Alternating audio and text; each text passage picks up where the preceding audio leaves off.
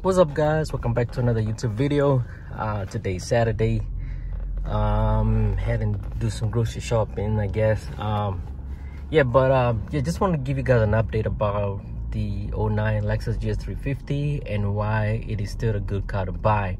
I got this car last year in October, and ever since I got it, I did some maintenance stuff. That's just me. I just want to make sure that, you know, I know everything has been done, even though the guy I bought it from said that he had done their stuff. I just wanted to make sure that I did my own stuff though. So just a quick follow-up: it failed inspection the very first time. So and that was because of the axle boot was leaking. So went ahead and did both front, and then that was done. Then right after that, I applied for tags and everything was good. But one thing I noticed, you know, the car was smoking when I was driving fast. Then I realized that I have an oil burning issue though, because also the oil level on the dipstick was low. Anyways, as you guys know, we went ahead and did everything we can to resolve that, and that worked. We put the PCV valves, spark plugs, and coil packs, and that seems to work. Then what else we've done? We've done all the fluids except for brakes. So we've done the transmission, front diff and rear diff, and the only thing I haven't done yet is the doing the brake flush. The only reason I haven't done the brake flush because I noticed that I need brakes, especially in the rear. The pads are gone, so instead of just getting pads, I'm gonna do both rotors and pads on it. So as far as that, the car is perfect. It runs good, doesn't burn the oil anymore. So I would like to say, ever since I got it though, October, I've spent about, let me say, about $2,500 on it. And again, mainly is because I wanted things to be sound and all that stuff though. And it may be even less. I'm just giving like a rough estimate. It's probably just over $1,000. But yeah, car like this is good to buy. When I got it, it's going for $12,000. I don't know how much they're going for right now. I bought it with 162,000 miles. I have 175,000 miles right now. So, and the car is just perfect. So if you're in the market for a car like this, I would say just go ahead and get it. And just make sure that if you're burning oil, at least do the oil changes every 3,000. I know Toyota recommends, or Lexus recommends, every 5,000. But you know, at that point, I'd rather do every 3,000. So mine, normally I go to about 4,000. That's when I normally change it. So and that's just me, because I want this car to last a long time, and I also want this car to last up to, for now, 500,000 miles.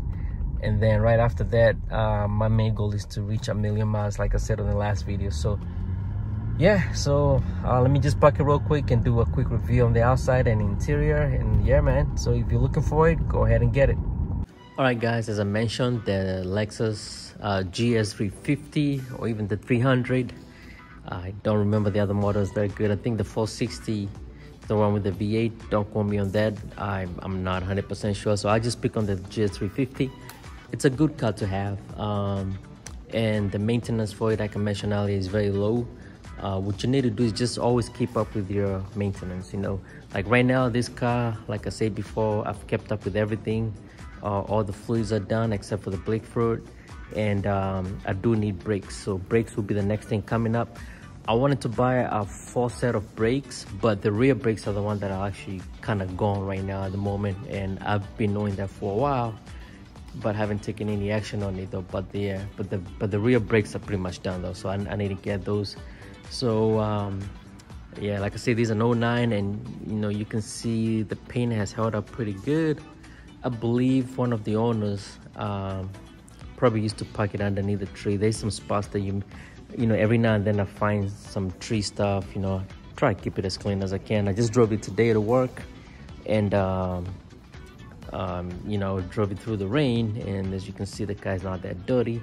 But another thing I do is use the wax. I will use wax on it, and also on the windshield or the windows, I use the Rain-X. Rain-X does help a lot though. So yeah, if you're in the market for this car, I'll say just go ahead and get it. The maintenance for it is probably just like a Camry, maybe. You know, it does share the same engine as a Camry, Sienna, Highlander, I forgot which other car it does, but yeah, maybe I'll show you guys the interior real quick.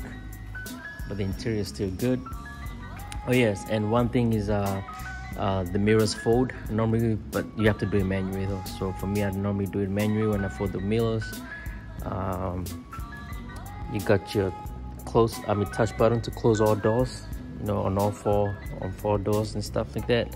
You got your light when you get close to it, as long as you have your keys in your pocket. And let me open it for you guys.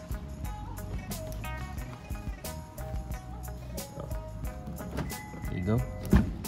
So as you guys can see, the interior is still keeping up pretty well for a car with 176,000 miles, I believe, and it's an 09. So passenger seat, like I said on the last video, I bought this guy up here, but the main reason for that is to kind of take care of the armrest. I don't want it to get torn up. The driver's seat does have a little bit of fatigue, as you can see right there on the side bolsters, but other than that, it's not torn or anything like that. It's still pretty good. You got your infotainment right there. You have your GPS and radio, FM, and all that good stuff. I believe you used to have Sirius, I guess, whatever you want to call that station. Doesn't have it anymore though, so I believe that was a subscription for it. And then, you know, for the passenger side, you also have the memory seat, so the passenger can choose you know, their seating position based on the 1, 2, and 3. That'll be the same thing with the driver's side. You got your pocket holders up here. You can put maybe some stuff up there, something maybe you can hold on to, open the door. Back seats, and you can tell the doors, they still have a nice third. See, the back seats are still good, still in good condition. And you also got your lights that come in when you, so the fact that I'm on the passenger side, I'm on the right side, only this light actually comes on. Once I go to that side, this light will actually come on too. So I think that's pretty unique. Yeah, the seats are still good condition. You can get into the back side like that too. I made a video of this car, a better video earlier, well, last year. Unfortunately, I deleted it, you know, when I actually talked about the car, what it has and all. Got your air conditioner on the back too. You also got that stuff, you can put your magazines and all. This one is very small, got some air fresheners in there. You got your speakers, and you got your light right there. Boom, and also you got your tweeters up there. So yeah, comes with a shark fin antenna. This was something especially that was big back in the days. Got your little spoiler up here though. GS350 overdrive. That's come with dual exhaust. You guys can see there's one right there, and there's the other one right there. So and then to open the car, all you have to do is press right here, and then it opens. So that's a trunk area right there. So this is what I used to have with me every time it leaked. Well, not leak, or every time it was consuming oil. So I normally had that with me. Has the shocks to, you know, to give it like a nice opening, I guess. So yeah, man, so it's not bad. And then once you close the trunk, it actually closes itself. Like once you get there, it closes itself. So I'm kind of stoked that all this stuff still works. Got your gas tank right there. Again, the doors, you can open them from the side too. Let's take a look at that light that we mentioned about. As you can see, now since I'm on the other side, the left side, now that light is on and the other one is off. So I think that's pretty unique. So yeah, all right, let's get to the driver's side, see how it is. So again, the driver's side, it's not that much different from the passenger side though. Yes, you do got your up and down power windows. You can either pull them all the way down, all four of them, they will do that. So driver's seat, again, like I say, the only part that kind of shows wear and tear is right here, but that's not even tear, that's just fatigue, I guess. I'm not sure, but as you can see, up here is good, all that is good. And then you got your air conditioning for your seats. can turn it on right there. Cold, hot. Yeah, man. I normally leave this guy down, but you can tuck it in that way. Most people would just have it shut that way, but I normally have it down like that. There I can see where everything is. Let me pop the hood. See how the hood looks like. And also you got your sunroof, obviously. So yeah, I haven't opened the hood in a while though. So yeah, so the hood looks like, still clean.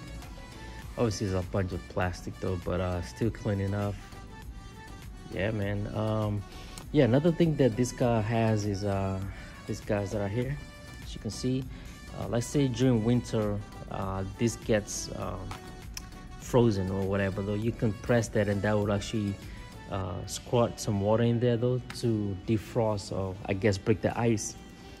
That way you're able to see, you know, it's like a headlight cleaner pretty much, you know. So yeah, so anyways, the previous owner, I believe, replaced this headlight up here, but did not replace this one. So I'm not sure what happened there.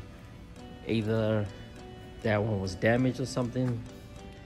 If I was the person, I would just replace both, because now this one doesn't look as clean as this one right here. So yep. One more thing I forgot to mention last year was when it rains, it has automatic windshield washer. So I mean, not washer, wipers.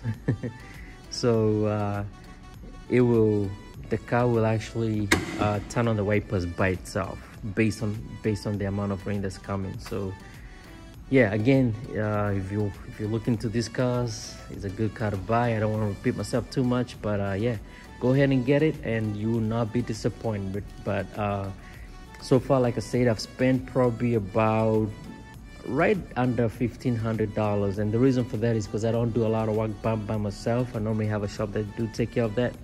And the only reason I did that because I wanted some assurance, you know, make sure that the transmission fluid is changed, front diff, rear diff, and all the other good stuff, spark plugs and all. Other than that, probably this car would have still been driven just the way it was. I would probably just be adding that oil though, but with the stuff that I did, it made the car be a lot more how am I gonna say, reliable, you know, a whole lot more reliable. The car is a lot quieter now. So yeah, it's perfect. So yeah, man, thanks. Just wanted to put up a quick video while I'm at work actually. So yeah, hopefully you guys have a good one. Good morning, good afternoon to you, and good night wherever you are. All right, thank you. Bye.